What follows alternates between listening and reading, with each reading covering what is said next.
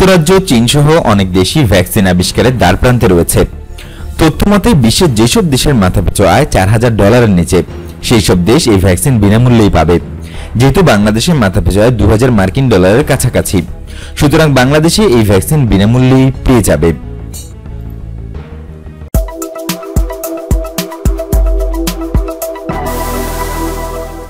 Vaccine দেশে এলে দেশের অন্তত 80% মানুষকে ক্রমান্বয়ে বিতরণের পরিকল্পনা সরকারের রয়েছে। একই সাথে ভ্যাকসিন আনার প্রক্রিয়া ও বিতরণের জন্য সরকার যথার্থ পদক্ষেপ গ্রহণ করবে।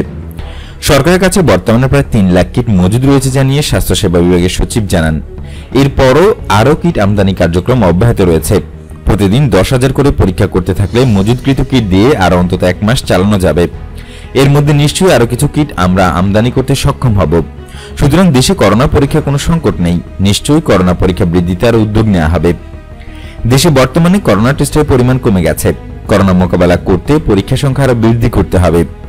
2 লাখ কোভিড-19 রোগী শনাক্তের মাইলফলক পেরিয়ে যাওয়ার পর সরকারি হিসেবে আক্রান্তের সংখ্যা ইউরোপের দেশ জার্মানিকে টপকে গেছে বাংলাদেশ।